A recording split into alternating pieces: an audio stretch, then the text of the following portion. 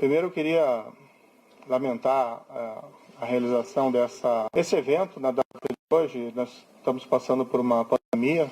Bom, a gente está com um probleminha aí no sinal. O ministro Sérgio Moro começou neste momento a coletiva de imprensa lá em Brasília. Lembrando que essa é a primeira fala do ministro após sair no Diário Oficial da União hoje a exoneração do cargo de Maurício Valeixo. Ele não é mais o diretor, a gente voltou a acompanhar. Voltamos a acompanhar. Antes de entrar no assunto específico, eu queria fazer só algumas reflexões gerais para poder justificar minhas decisões. Antes de assumir o cargo de ministro da Justiça e Segurança Pública, eu fui juiz federal por 22 anos, tive diversos casos criminais relevantes, e desde 2014, em particular, nós tivemos a Operação Lava Jato, que mudou a corrupção no país. Claro.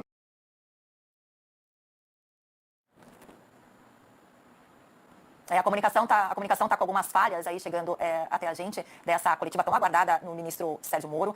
Ele começou então um pouco que a gente conseguiu pegar ele do início, falando de quando ele aceitou o cargo, da luta dele contra a corrupção no país, que começou inclusive como juiz, né, na Operação Lava Jato. Esse é o primeiro momento em que o ministro está falando com jornalistas, falando publicamente, depois da exoneração de Maurício Valeixo, publicada hoje no Diário Oficial. Ela foi pauta ontem durante todo o dia em Brasília. Diretor-geral da Polícia Federal do Ministério da Justiça e Segurança Pública. A gente vê que parece ali Moro meio abalado. A expectativa, de acordo com fontes em Brasília, é de que a chance é muito grande de que, durante essa coletiva, o ministro Sérgio Moro anuncie que deve pedir demissão do cargo. Fontes em Brasília ligadas ao governo. Houve essa substituição, mas essa substituição na época foi pela aposentadoria, né, do Dr. Rosalvo. E, enfim, foi garantida a autonomia da Polícia Federal, né, durante esses trabalhos lá de investigação. É certo que o governo da época tinha inúmeros defeitos, né, aqueles crimes gigantescos de corrupção que aconteceram naquela época, mas foi fundamental a manutenção da autonomia da PF para que fosse possível realizar. Bom, sinal travando de novo lá do ministro Sérgio Moro da Justiça. Ele começou dando explicações aí. Primeiro, a respeito da sua entrada no cargo, sua saída de juiz para fazer parte do Ministério, né, da Justiça e Segurança Pública, do governo do presidente Jair Bolsonaro. Estava falando agora, inclusive, da exoneração, primeiro momento que ele fala com os jornalistas a respeito da exoneração publicada hoje no Diário Oficial de Maurício Valeixo. O superintendente Maurício Valeixo, que recebeu uma ordem de soltura ilegal do presidente Luiz Inácio Lula da Silva, então condenado por corrupção, preso. Essa ordem emitida por um juiz incompetente, depois isso foi reconhecido nas demais instâncias. Foi graças à autonomia dele e ao sentimento da cidade de cumprir o dever que ele comunicou às autoridades judiciárias e foi possível rever essa ordem de prisão ilegal antes que ela fosse executada, a demonstrar o empenho dessas autoridades e da importância da autonomia das organizações de controle. No final de 2018, isso é uma história um pouco repetida, eu recebi convite do então eleito presidente da República, Jair Bolsonaro, e isso eu já falei publicamente diversas vezes. É fácil repetir essa história, porque essa história é absolutamente verdadeira. E fui convidado a ser ministro da Justiça e da Segurança Pública. O que foi conversado com o presidente, foi no 1º de novembro, foi que nós teríamos um compromisso com o combate à corrupção, crime organizado e a criminalidade violenta. Inclusive foi me prometido na ocasião carta branca para nomear todos os assessores, inclusive desses órgãos, né, policiais, como a Polícia Rodoviária Federal e a própria Polícia Federal. Na ocasião, né, até aproveitando aqui um breve parênteses para desmistificar um dado, foi divulgado equivocadamente por algumas pessoas que eu teria estabelecido como condição para assumir o Ministério da Justiça uma nomeação ao Supremo Tribunal Federal. Nunca houve essa condição, tá? Até porque seria algo de aceitar um cargo de ministro da Justiça pensando em outro. Isso não é da minha natureza. Eu realmente assumi esse cargo, fui criticado, entendo essas críticas, né, mas a ideia era realmente buscar um nível de formulador de políticas públicas aqui numa alta posição do Executivo, de aprofundar o combate à corrupção e levar, né, esse maior efetividade em relação também à criminalidade violenta e ao crime organizado. Tem uma única condição que eu coloquei, não ia revelar, mas agora isso acho que não faz mais sentido, manter o segredo. Isso pode ser confirmado tanto pelo presidente como general Heleno. Eu disse que, como eu estava abandonando 22 anos da magistratura, contribuí 22 anos para a Previdência e perdia, né, saindo da magistratura essa Previdência. Pedi apenas, já que nós íamos ser firmes contra a criminalidade, especialmente a criminalidade organizada, que é muito poderosa, que se algo me acontecesse, né, pedi que a minha família não ficasse desamparada sem uma pensão. Foi a única condição que eu coloquei para assumir essa posição específica no Ministério da Justiça. Permito-me aqui dizer que o presidente concordou com esse compromisso, nem foi uma condição, o combate à corrupção, criminalidade violenta, criminalidade organizada. Né? Falou até publicamente que me daria a carta branca. Eu já tinha uma expertise por trabalhar, né, com polícia, como juiz, evidentemente, em relação à criminalidade organizada, e aceitei, mais uma vez, com aquele intento de realmente fazer com que as coisas evoluíssem. E minha avaliação na época é que essa aceitação ao convite foi muito bem acolhida pela sociedade. Também me via como estando no governo, como um também garantidor. Claro que existem outras instituições importantes, Judiciário, Supremo Tribunal Federal, Ministério Público, mas entendi que pelo meu passado de juiz e meu compromisso com o Estado de Direito, que eu também poderia ser aí um garantidor da lei e da imparcialidade e autonomia dessas instituições. Dentro do Ministério, me permito aqui algumas reflexões, a palavra mote tem sido integração. Nós atuamos muito próximos das forças de segurança estaduais, até mesmo municipais. Nós realmente trabalhamos duro contra a criminalidade organizada. Ouso aqui dizer, claro que tudo isso é sujeito a críticas e segundas opiniões, mas que não houve um combate tão efetivo à criminalidade organizada como houve durante essa gestão do Ministério da Justiça e Segurança Pública. Trabalhando, não contra, mas com os governos estaduais. Tivemos o caso, por exemplo, da transferência e isolamento das lideranças do PCC. Tivemos, recentemente, a prisão do maior autoridade do PCC em liberdade, 20 anos foragido, no exterior, graças a um trabalho de investigação eficiente da Polícia Federal. Tivemos recordes de apreensão de drogas no combate ao crime organizado. Isso é importante, tirar droga das ruas. Cocaína, maconha. Isso feito pela Polícia Federal. Isso feito pela Polícia Rodoviária Federal. Também um belíssimo trabalho aqui desenvolvido. Pela Força Nacional nos locais em que ela atua. Tivemos aí recorde de destruição de plantações de maconha no Paraguai, que é o nosso principal fornecedor. Números expressivos de apreensão de produto do crime, seja de droga, seja de corrupção, principalmente aí no caso pela Polícia Federal. Buscamos fortalecer a Polícia Federal e a Polícia Rodoviária Federal nesse período, com ampliação dos concursos existentes. Pegamos aí maciçamente a Força Nacional em todo o território nacional. A Força Nacional é uma instituição que, a meu ver, deveria ser fortalecida. Nós estamos lá defendendo no Congresso Nacional uma emenda à Constituição para tornar ela uma instituição prevista ali na Constituição, para que nós possamos ter, com o tempo, também um corpo próprio, sem prejuízo dos mobilizados, sem prejuízo dos requisitados do Estado, porque nós queremos fortalecê-la. Ela tem sido muito demandada e às vezes nós sentimos que nós não temos aí a perna suficiente. E ela atendeu diversas emergências de segurança pública nesse período, lá no Ceará, por mais de uma vez, espalhadas aí em terras indígenas. Enfim, o nosso projeto Em Frente Brasil. Nós criamos o CEOP, Secretaria de Operações Integradas, até nessa linha de fortalecer a integração. A CEOP desenvolveu um programa chamado Horus e Vigia, que é talvez um dos primeiros programas realmente efetivos para controle de fronteiras no nosso país, e trabalha em conjunto com as forças de segurança estaduais. Investimos em inteligência com os centros de fusão, estaremos trabalhando também em outras áreas. Várias outras áreas aqui do Ministério da Justiça também tiveram, a meu ver, um bom ganho de efetividade, área do consumidor, área de imigração, a Senajus, enfim, aqui é só um retrato. Queria fazer algumas justificativas. No momento, o Ministério da Justiça está voltado principalmente ao enfrentamento da pandemia. Isso prejudicou um pouco os planos em curso, embora eles continuassem. Nós estamos cuidando também de IPI, vacinação, de atenção às forças de segurança, de coordenação, de se preocupar com o Plano Nacional de Segurança. Enquanto o COAF esteve no Ministério da Justiça, e eu não pedi que o COAF viesse, mas foi proposto que ele fosse colocado no Instituto do Ministério da Justiça, nós os fortalecemos. Depois ele acabou sendo transferido para outros órgãos, até onde esteve presente durante o nosso período de gestão. Várias alterações, facilitação também de venda de drogas. O DPEM fez um trabalho também fantástico aqui no Ministério Público, também a Senado. Desculpa aqui, um pouco cansativo, todas essas reflexões. O projeto de anticrime poderia ter avanços maiores, infelizmente não foi aprovado em sua totalidade, mas ainda assim, na minha avaliação, ele representou um grande avanço. E eu lembro aqui, num dos primeiros projetos que nós fizemos no Ministério da Justiça, logo no início, foi uma campanha motivacional para os servidores. E o tema era faça a coisa certa sempre. Então, esse sempre foi o mote, sempre foi a palavra, frase de ordem do Ministério da Justiça e da Segurança Pública. Faça a coisa certa, não importa as circunstâncias, arque com as consequências, isso faz parte. Acho que com tudo isso, nós conseguimos resultados expressivos, alguns deles eu já mencionei, como as questões de combate ao crime organizado, mas nós tivemos, aqui permito-me dizer, uma redução expressiva da criminalidade em 2019. Tudo bem, já tinha uma queda em 2018, mas em 2019 nós tivemos uma queda em percentuais sem precedentes históricos, menos 19% de assassinatos. Outros crimes também caíram percentualmente de maneira até mais significativa. Mais de 10 mil brasileiros deixaram de ser assassinados. Claro, é um resultado compartilhado com os estados, com os municípios, onde tem combate à violência, ninguém tem dúvida disso, ninguém quer invocar esse mérito específico de maneira exclusiva, até porque a proposta do Ministério da Justiça sempre foi integração. Não importa o resultado, não quem leva a medalha no final. Mas é muito significativo, isso me deixa muito feliz, que nesse primeiro ano nós tivemos resultados assim tão positivos para a queda de violência, que era uma grande aspiração da população brasileira. Claro que temos ainda que melhorar muito esse cenário, mas, enfim, isso é um trabalho que é permanente e duradouro. Bem, em todo esse período, tive apoio do presidente Jair Bolsonaro em vários desses projetos, outros nem tanto, mas a partir do segundo semestre do ano passado, passou a haver uma insistência do presidente da troca do comando da Polícia Federal. Isso, inclusive, foi declarado publicamente pelo próprio presidente. Houve primeiro um desejo de trocar um superintendente da Polícia Federal do Rio de Janeiro. Sinceramente, não havia nenhum motivo para essa substituição. Mas conversando com o superintendente em questão, ele queria sair do cargo, por questões exclusivamente pessoais.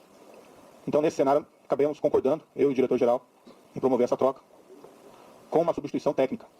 como a substituição de um indicado pela polícia. Agora, tem que fazer uma referência bastante rápida, né? Eu não indico superintendentes da Polícia Federal. Tá? A única pessoa que eu indiquei na Polícia Federal foi o diretor, o Maurício Valeixo. Não é meu papel fazer indicações aí de superintendentes. E assim tem sido no Ministério como um todo. Eu sempre tenho solicitado, dado autonomia, né, ao pessoal que trabalha comigo, a palavra certa não é subordinado, é a equipe, para que eles façam as melhores escolhas, né? Assim se valoriza aí os subordinados, desculpa, a equipe, e as escolhas técnicas. Eu tinha notícia quando eu assumi aqui o Ministério da Justiça, de que pelo menos havia rumores de que a Polícia Rodoviária Federal tinha algumas superintendências e indicações políticas. Eu escolhi o diretor-geral, Adriano Furtado, que está aqui presente, ele pode ser testemunhal, que eu disse para ele na ocasião, que eu falei, escolha tecnicamente. Né? O que não é aceitável de maneira nenhuma são essas indicações políticas. Claro que às vezes existem indicações positivas, mas quando se começa a preencher esses cargos técnicos, principalmente de polícia, por questões político-partidárias, realmente o resultado não é bom para a corporação, inclusive. O presidente, no entanto, passou a insistir também na troca do diretor-geral. O que eu sempre disse ao presidente? Presidente, eu não tenho nenhum problema em trocar o diretor-geral da Polícia Federal, mas eu preciso de uma causa. E uma causa, normalmente relacionada a uma insuficiência de desempenho, um erro grave. E, no entanto, que eu vi, né, durante todo esse período, e até pelo histórico do próprio diretor-geral, que é um trabalho bem feito. Né?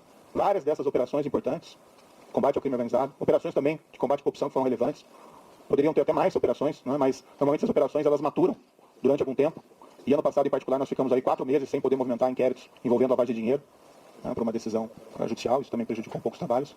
Mas o trabalho vinha sendo feito, e até a queda dessas estatísticas criminais é um indicador relevante de que o trabalho estava sendo positivo. Não é uma questão do nome.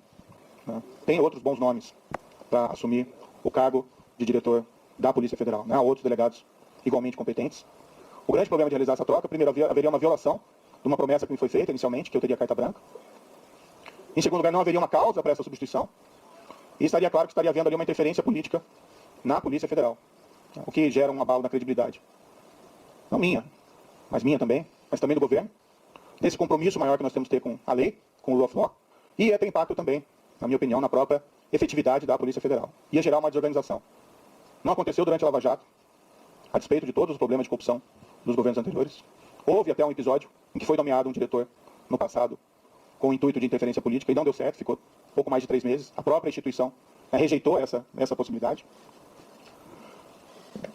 E o problema é que nas conversas com o presidente, e isso ele me disse expressamente, que não é só a troca do diretor-geral. Né?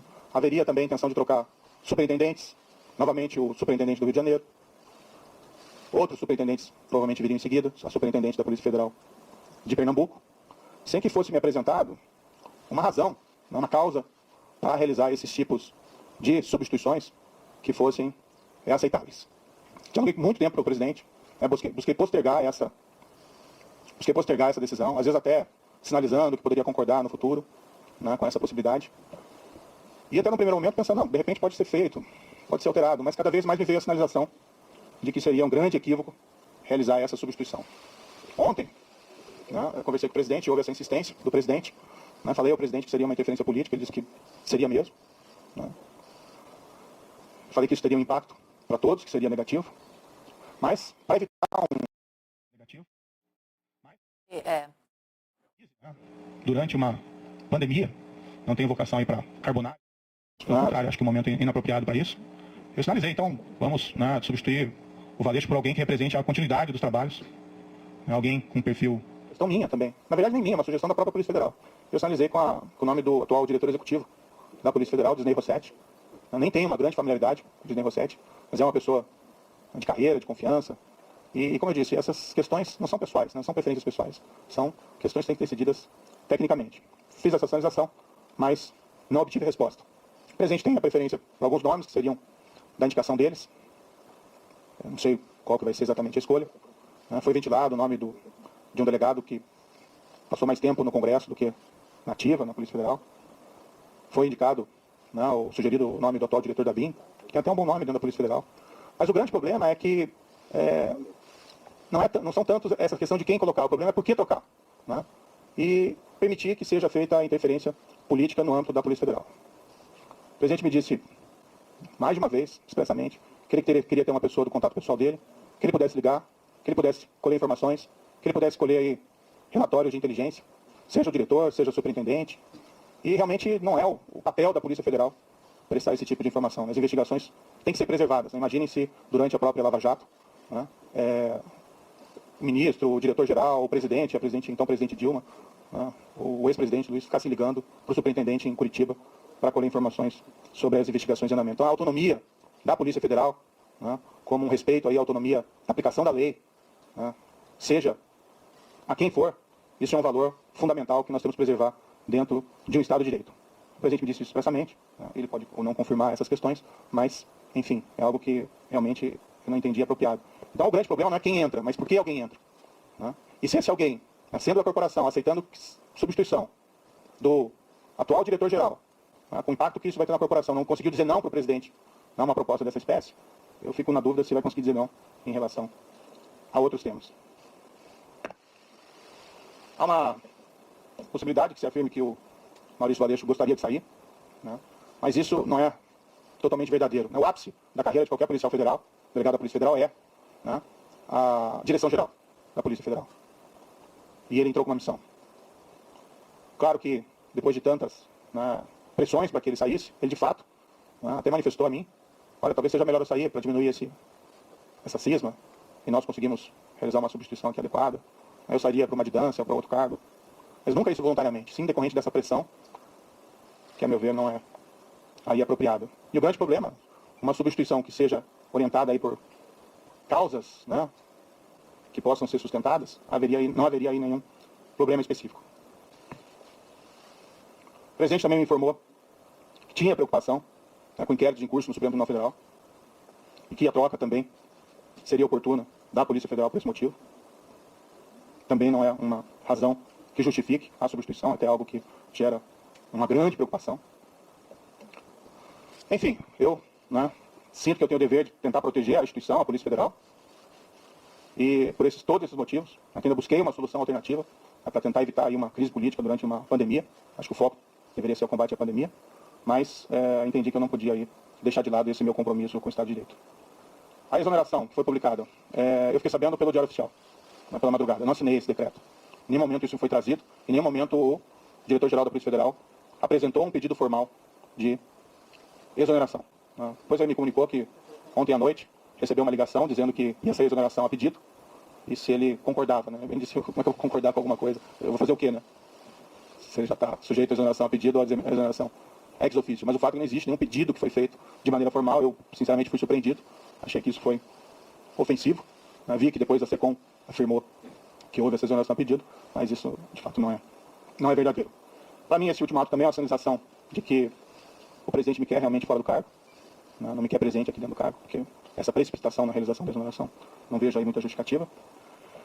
Eu tenho até outras divergências, tive outras divergências com o presidente federal, com o presidente da República durante essa permanência aqui. Tive muitas convergências, recebi apoio do presidente em diversas ocasiões importantes, assim como dei apoio ao presidente da República em várias circunstâncias. Tive pontuais divergências, mas eu acho que como ministro, né, eu estou numa relação que eu tenho que preservar também a questão da hierarquia.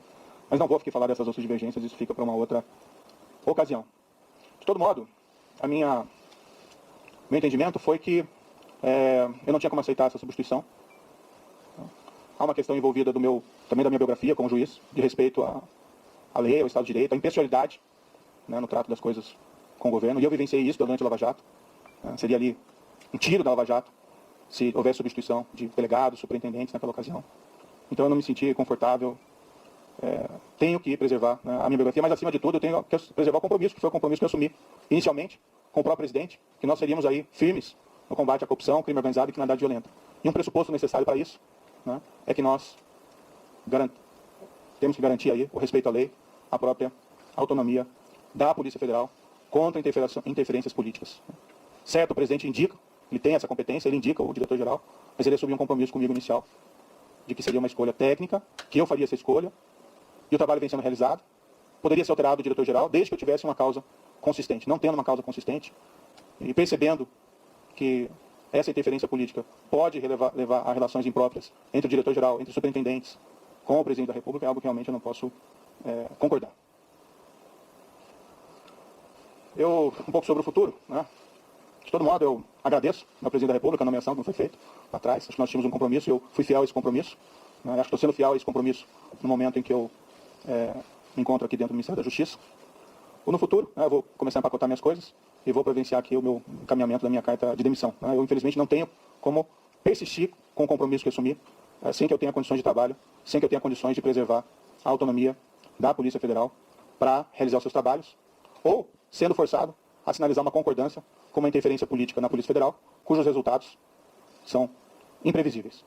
Espero que, independente da minha saída, seja feita a escolha de um, ou até, né, quem sabe a própria manutenção do diretor-geral atual, já que o pedido de exoneração não existe, mas não havendo essa possibilidade, que seja feita uma escolha técnica, sem preferências pessoais, né, que também a instituição, e dá para se confiar na Polícia Federal, né, a Polícia Federal tem uma história, ela vai também resistir a qualquer espécie de interferência política, tenho crença nisso, e que seja indicado alguém que possa realizar um trabalho autônomo e independente, alguém que não concorde, né, em trocar superintendentes ou delegados por motivos não justificados.